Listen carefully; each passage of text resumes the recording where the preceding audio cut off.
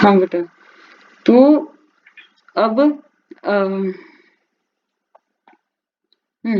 तो हम बात कर रहे थे कि तत्व की और तत्वों की, और तत्वों में हमने उदाहरण देखा था कि हाइड्रोजन और ऑक्सीजन को हम सामान्य रासायनिक विधियों द्वारा सरलतम पदार्थों में विभक्त नहीं कर सकते। किसका प्रयोग करके? ऊष्मा, प्रकाश और विद्युत ऊर्जा का। ठीक है। और जबकि पानी है, पानी को हम विद्युत द्वारा हाइड्रोजन और ऑक्सीजन में विभक्त कर सकते हैं। तत्व को सरलतम पदार्थों में, दो सरलतम पदार्थों में या अधिक सरलतम पदार्थों में विभक्त नहीं कर सकते, क्योंकि वो केवल एक प्रकार के परमाणुओं से मिलकर बना होता है। ठीक है। जैसे कि इसका मतलब ये हमें तत्व की एक परिभाषा और मिल गई। तत्व एक पदार्थ है जो केवल एक प्रकार के परमाणुओं से मिलकर बना है। ये दूसरा अभिलक्षण हो गया। ठीक है बेटा। पहला था कि है ना, जिसे आप सामान्य रासायनिक विधियों द्वारा ऊष्मा, प्रकाश, विद्युत ऊर्जा का प्रयोग करके दो या अधिक सरलतम पदार्थों में विभक्त नहीं कर सकते। और दूसरा हो गया कि वह एक पदार्थ है जो केवल एक प्रकार के परमाणुओं से मिलकर बना है। जैसे कॉपर धातु है, वो केवल कॉपर परमाणु से मिलकर बनी है, इसलिए कॉपर धातु एक तत्व है।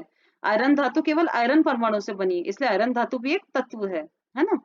तो हम स्पष्ट है कि तत्व एक समान प्रकार के परमाणु से मिलकर बना है। किसी तत्व के सभी परमाणु एक जैसे होते हैं और विभिन्न तत्वों के परमाणु आकार और संगठन में भिन्न होते हैं। समझ में आया? ये एक और अभिलक्षण है कि जो तत्वों की जब हम बात कर रहे हैं, तो एक तत्व के सभी परमाणु समान प्रकार के होते हैं। ठीक है। और दो भिन्न तत्वों के जो परमाणु होते हैं, वो परमाणु आकार और संगठन में क्या होते हैं? भिन्न भिन्न होते हैं। ठीक है। और ये इनकी बाइंडिंग बताई गई है कि ये किस तरह से जो कॉपर तत्व के जो परमाणु हैं वो एक दूसरे से सटे हुए होते हैं। ऐसे ही आयरन तत्व के जो परमाणु हैं वो भी इस तरह से संगठन में होते हैं। ठीक है। और ये केवल आयरन परमाणुओं से ही मिलकर बने हैं। इस समय 115 तत्व ज्ञात हैं, जिसमें 92 तत्व प्रकृति के प्राकृतिक हैं, जबकि 23 तत्व कृत्रिम रूप से बनाए गए हैं। इस संसार में प्रत्येक पदार्थ इन एक या अधिक तत्वों से मिलकर बना है। जैसे कुछ जो सामान्य तत्व हैं वो क्या है? Hydrogen, helium, oxygen, nitrogen. मैंने आप लोगों को लर्न भी करवाए थे 20 तत्व, याद है? Hydrogen, helium, lithium, beryllium, boron, carbon, nitrogen, oxygen, fluorine, neon. ठीक है। Sodium, magnesium, aluminium, silicon, phosphorus, sulphur, chlorine, organ, potassium, calcium. ठीक है। तो इस तरीके से ये सब क्या होते हैं? तत्व होते हैं। ठीक है। फिर उसके बाद में हीरा और ग्रेफाइट, वो भी क्या है? तत्व हैं। कार्बन तत्व के एलोट्रोपिक फॉर्म है। ठीक है बेटा। क्योंकि प्रत्येक तत्व को पृथक प्रतीक से निरूपित किया जा सकता है ना। हीरा जो है वो कार्बन तत्व का एक रूप है। कार्बन तत्व का रूप है मतलब कार्बन तत्व का रूप है, इसका मतलब क्या है? कार्बन तत्व का रूप होने का मतलब यह है कि उसमें जो कार्बन परमाणु होते हैं, उनका जो संगठन होता है वो अलग प्रकार का होता है। कट गया क्या? ठीक है। फिर मर्क्यूरी है, वो भी एक तत्व है। ठीक है। फिर उसके बाद में तत्व ठोस, द्रव या गैस हो सकते हैं। जैसे कि कमरे के ताप पर कुछ तत्व ठोस हैं, कुछ द्रव हैं, जबकि कुछ तत्व गैस हैं। जैसे कमरे के टेम्परेचर पर, जैसे रूम टेम्परेचर पर कार्बन और सोडियम ये ठोस हैं, मर्क्यूरी और ब्रोमीन ये द्रव हैं, हाइड्रोजन और ऑक्सीजन ये गैस हैं। इसमें इसमें जो है छोटे छोटे क्वेश्चन बन जाते हैं। ठीक है। जैसे आपको है ना, एमसीक्यूज में ये भी पूछ लिया जाता है कि हीरा और ग्रेफाइट तत्व हैं या यौगिक हैं। ठीक है। वो क्योंकि एक ही प्रकार के परमाणु से मिलकर बने हैं, इसलिए उनको तत्विक है ना रूप में रखा हुआ है बेसिकली। ओके। फिर उसके बाद में जो रूम टेम्परेचर पर ऐसे कौन से तत्व हैं जो रूम टेम्परेचर पर ठोस होते हैं? तो कौन से हैं? सोडियम हो गया और कार्बन हो गया। ठीक है। द्रव कौन से हैं? ये बहुत इंपॉर्टेंट है, ये जनरली याद नहीं होता बच्चों को। मर्क्यूरी और ब्रोमीन क्या होते हैं? ब्रोमीन लिक्विड होता है, द्रव होते हैं रूम टेम्परेचर पे। ठीक है। हाइड्रोजन और ऑक्सीजन जो है वो गैसें हैं। वास्तव में तत्वों में अधिकांश जो होते हैं वो ठोस होते हैं। ठीक है। 11 तत्व हैं गैस, जबकि 2 तत्व हैं कमरे के ताप पर द्रव। ओके, तो ये आपको ये इस पैराग्राफ में सारी इंपॉर्टेंट चीजें याद रखनी है। हमारे चारों ओर अधिकांश पदार्थ 2 या अधिक तत्वों के संयोग से बने हैं, जैसे जल हाइड्रोजन ऑक्सीजन से मिलकर बना है, शर्करा जो 3 तत्वों से मिलकर बनी है, कार्बन हाइड्रोजन और ऑक्सीजन जो चीनी जो शुगर जिसे अपन कहते हैं, ठीक है। फिर उसके बाद में जिस प्रकार अंग्रेजी वर्णमाला के 26 अक्षर जो हैं वो संयोग करके बड़ी संख्या में शब्दों को बनाते हैं, इसी प्रकार थोड़े से तत्व भिन्न भिन्न प्रकार से संयोग करके बहुत बड़ी संख्या में पदार्थ या वस्तुएं बनाते हैं। इवन मानव शरीर भी कुछ ही तत्वों द्वारा संयोग करके जटिल यौगिक बना पाते हैं, जैसे 65% ऑक्सीजन होती है और फिर 18% ह्यूमन बॉडी में कार्बन होता है, 10% हाइड्रोजन होता है, 3% नाइट्रोजन होता है, 2% कैल्शियम होता है, 2% अन्य तत्व होते हैं। तो इस प्रकार से इन तत्वों को हमने इन तत्वों की अवस्था को देखा, इन तत्वों के द्वारा यौगिक बनने को देखा। ओके, फिर उसके बाद धातुएं, अब धातुएं, अधातुएं और उपधातुएं, ठीक है। हम तत्वों को 3 समूहों में विभाजित कर सकते हैं उनके गुणधर्मों के आधार पर, धातु, अधातु और उपधातु। धातु क्या होती है? जो आघातवर्धीय होती हैं और तन्य होती हैं, है ना। आघातवर्धीय जो बिना टूटे जिनको हम शीट में चेंज कर सकते हैं, और तन्य जिनके हम बिना टूटे तार खींच सकते हैं, है ना। और धातु जो होते हैं वो विद्युत संचालित करते हैं, ठीक है। इलेक्ट्रिसिटी जो है उसकी उसके सुचालक होते हैं विद्युत के, है ना। जैसे iron, copper, aluminium, zinc, silver, gold, platinum, ये सब क्या है? धातु हो गई, ठीक है। फिर एक तत्व मरकरी एक द्रव है, उसको छोड़कर सभी धातुएं ठोस हैं, यानी केवल एक ही धातु है जो कि द्रव है, वो कौन सी है? मर्क्यूरी, ठीक है। कौन सी है? मर्क्यूरी। अब उसके बाद धातुओं के गुणधर्म, एक तो वो आघातवर्धीय होते हैं, ठीक है। फिर उसके बाद में धातुएं तन्य होती हैं, है ना। फिर उसके बाद में वो ऊष्मा और विद्युत की सुचालक होती हैं, है ना। फिर उसके बाद धातुएं चमकीली होती हैं, पॉलिश की जा सकती हैं, ठीक है। इसमें जो उदाहरण है वो जरूर याद करते जाइए। जैसे इसके जो ये वाले उदाहरण थे ना, 1 मिनट,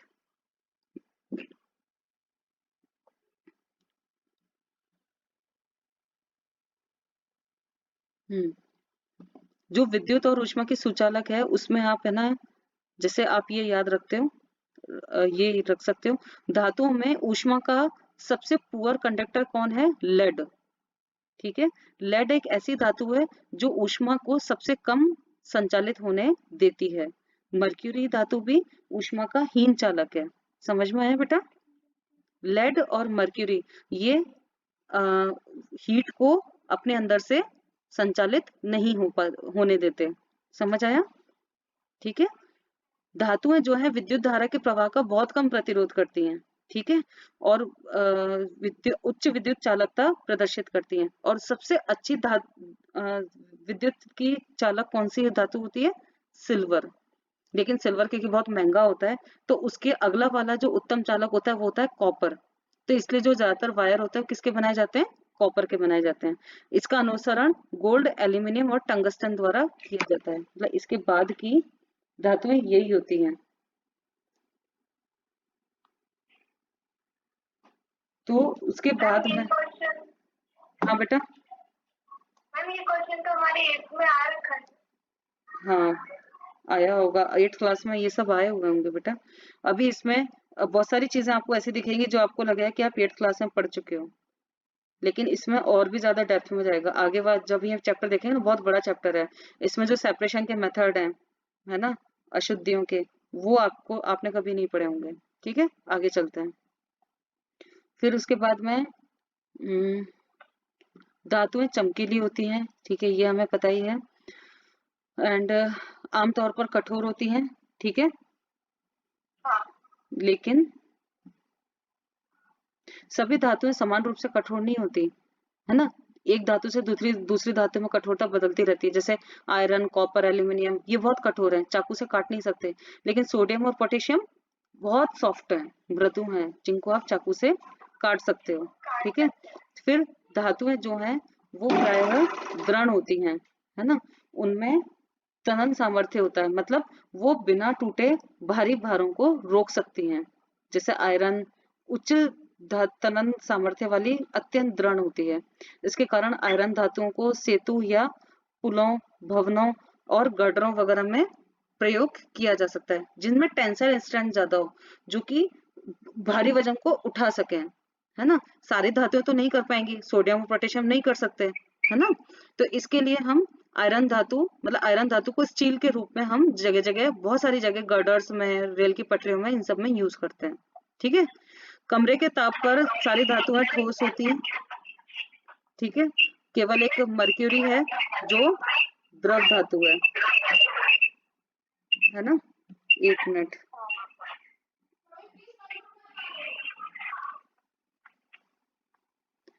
फिर उसके बाद है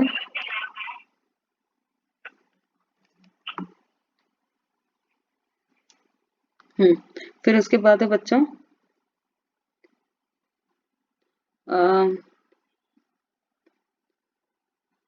इनका उच्च गलनांक और क्वथनांक होता है। ठीक है। इसका अर्थ यह है कि अधिकांश धातुएं उच्च तापों पर गलते और वाष्पित होते हैं, है ना। इनका गलनांक और क्वथनांक बहुत ज्यादा क्यों होता है? क्योंकि इनके आपस में जो बंध होते हैं वो बहुत स्ट्रांग होते हैं। तो जब आप इनको वाष्पित करना चाहोगे या गलाना चाहोगे तो वो आसानी से बॉन्ड ब्रेक नहीं होते। ठीक है। जैसे आयरन है, वो 1535 डिग्री सेंटीग्रेड के उच्च गलनांक वाली धातु है ना। यानी इस ताप पर आप गर्म करोगे तब जाके आयरन गलने लगता है। ठीक है। कॉपर धातु का गलनांक भी 1083 होता है। कुछ अपवाद हैं, जैसे सोडियम और पोटेशियम, इनके 100 डिग्री से, इनके जो उच्च गलनांक है वो 100 डिग्री से कम होते हैं। और जो गैलियम है उसका गलनांक इतना कम हो कि आप हाथ में लेते ही वो गलने लग जाएगा।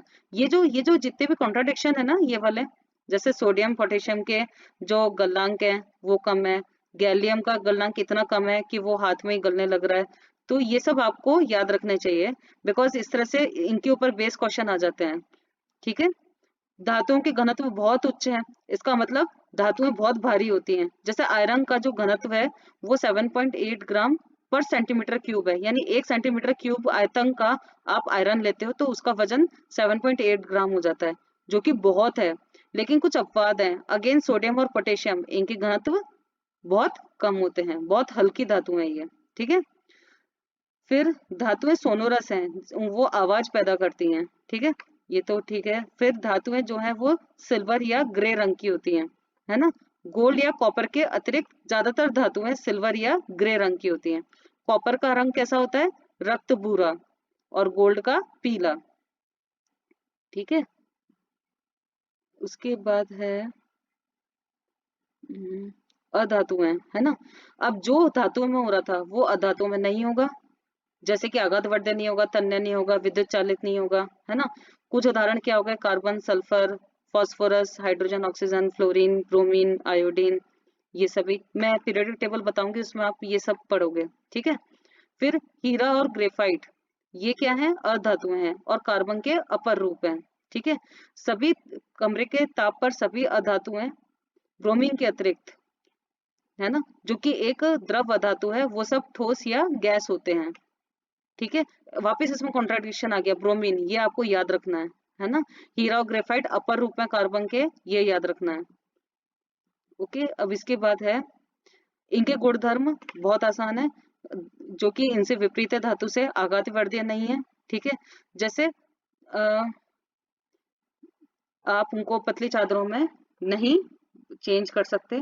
जैसे सल्फर और फास्फोरस ठोस अधातु है जो कि आघातवर्धीय नहीं है, उनको पतली चादरों में पीटा नहीं जा सकता। ओके। फिर ये तन्य नहीं होती, उनके तार नहीं बना सकते। जैसे सल्फर और फास्फोरस जो है वो तन्य नहीं है, उनके टुकड़े हो जाते हैं, है ना। फिर ये भंगुर होते हैं। फिर ऊष्मा और विद्युत की कुचालक होती हैं, लेकिन इसमें एक अपवाद है। कौन? हीरा। डायमंड जो होता है वो ऊष्मा का सुचालक होता है, और ग्रेफाइट ये विद्युत का सुचालक होता है। समझ में आया? इसलिए ग्रेफाइट जो इलेक्ट्रोड होते हैं ना, वो शुष्क सेल में उनके जो इलेक्ट्रोड है वो ग्रेफाइट के बनाए जाते हैं। ठीक है, समझ आया? ये एक कॉन्ट्राडिक्शन है, वापस से अपवाद है जो आपको याद रखने ही हैं। फिर अधातुएं जो है वो चमकीली नहीं होती, देखने में बहुत धुंधली होती है, इतना चमक नहीं होता उसमें। जैसे कि वो धुंधली और बद्धी टाइप्स लगती हैं, जैसे कि सल्फर और फास्फोरस, इनमें कोई चमक नहीं है। लेकिन वापस एक अपवाद है, आयोडीन, जिसमें चमक होती है। आयोडीन में क्या होती है बेटा? चमक होती है ना? तो ये जो है ये इसकी ऊपरी सतह धातु के जैसी होती है। ओके, तो आपको क्या करना है, टेबल बनानी है। उस टेबल में आप ये लिखोगे कि धातुओं की जैसे कि सुचालक, ऊष्मा और विद्युत की सुचालक, है ना? फिर उसके बाद में भंगुर, फिर उसके बाद में चमकीलापन, फिर उसके बाद में मृदु। तो उसमें आप ये लिखते जाओगे कि जैसे अधातुओं में नहीं होती, लेकिन अपवाद, फिर नीचे अपवाद के पॉइंट में आप ये लिख दोगे कि ये अपवाद है। जैसे मृदु के लिए लिखोगे तो आप लिखोगे कि अधातुएं मृदु हैं, लेकिन अपवाद क्या हो गया? हीरा। ठीक है, फिर अधिकांश धातुएं काफी मृदु हैं, वो चाकू से आसानी से कट जाती हैं। जैसे सल्फर और फास्फोरस, ये बहुत मृदु होती हैं, जो चाकू से काटी जा सकती हैं, है ना? लेकिन हीरा जो है वो एक ज्ञात कठोरतम प्राकृतिक पदार्थ है ना? फिर अधातुएं दृढ़ नहीं होती, उनमें तनन सामर्थ्य होता है, मतलब आप उसको वो बड़े भारों को बिना टूटे रोक नहीं सकती। लेकिन ग्रेफाइट एक अधातु है, जैसे कि ग्रेफाइट जो है वो एक अधातु है जो कि दृढ़ नहीं है। ग्रेफाइट की चद्दर पे भारी भार रखोगे तो वो टूट जाएगा। ठीक है बेटा? उसके बाद है अधातुएं जो हैं वो कमरे के ताप पर ठोस, द्रव या गैस हो सकती हैं। जैसे कि कार्बन, सल्फर, फास्फोरस, ये ठोस अधातु हैं। ब्रोमीन द्रव अधातु है। हाइड्रोजन, ऑक्सीजन गैस अधातु है। ओके, अधातुओं के तुलनात्मक रूप से निम्न गलनांक और क्वथनांक होते हैं। ठीक है, यानी कि अधातुएं धातुओं की तुलना में निम्न तापों पर गलती हैं और वाष्पित होती हैं। जैसे सल्फर जो है 119 डिग्री के निम्न गलनांक वाली धातु है। आयोडीन भी 113 ही है। केवल एक अधातु है जिसका गलनांक बहुत उच्च होता है, वो कौन सी है? ग्रेफाइट। कौन सी है? ग्रेफाइट। ये आपको अपवाद फिर से याद रखना है, इसका 3700 डिग्री गलनांक होता है, यानी इतने उच्च तापमान पर ये गलने लगती है? ठीक है, उसके बाद इनके निम्न घनत्व होते हैं, है ना? लेकिन एक धातु है जिसका उच्च घनत्व होता है, वो कौन सी है? आयोडीन। ठीक है, फिर ज्यादातर धातुएं ध्वनिक नहीं होती, है ना? यानी कि उसमें ध्वनि उत्पन्न नहीं होगी जब आप उसको पीटोगे तो। फिर उसके बाद में धातुएं भिन्न भिन्न रंगों की होती है, जैसे सल्फर पीला है, फास्फोरस सफेद या लाल है, ग्रेफाइट काला है, क्लोरीन पीला हरा है, ब्रोमीन लाल भूरा है, हाइड्रोजन ऑक्सीजन रंगीन है ना? तो अधातुएं जो हैं कम संख्या में है लेकिन बहुत इंपॉर्टेंट है। कार्बन बहुत बड़ी इंपॉर्टेंट अधातु है, क्योंकि जीवन जो है पूरा संपूर्ण पृथ्वी पर जो जीवन है वो कार्बन यौगिकों पर आधारित है। जैसे प्रोटीन, वसा, कार्बोहाइड्रेट, एंजाइम, ये सब कार्बनिक यौगिक हैं। ठीक है, एक अन्य अधातु है ऑक्सीजन, जो जीवन के लिए बहुत महत्वपूर्ण है। कार्बन डाइऑक्साइड जो हम अंदर से बाहर निकालते हैं। तो इस प्रकार से हम धातु और अधातु का इस तरह से कंपैरेटिव स्टडी कर सकते हैं, जैसे कि इस टेबल में दिया है। लेकिन इसमें आपको अपवाद भी मेंशन करने होंगे, जिससे आपके नोट्स ऐसे बने जिससे कि आपको तुरंत याद हो सके। ठीक है, तो यहाँ तक हम आज यहाँ तक ओवर करते हैं और ये पार्ट अपन यहीं खत्म करते हैं। ओके बच्चों, इसके है ना आप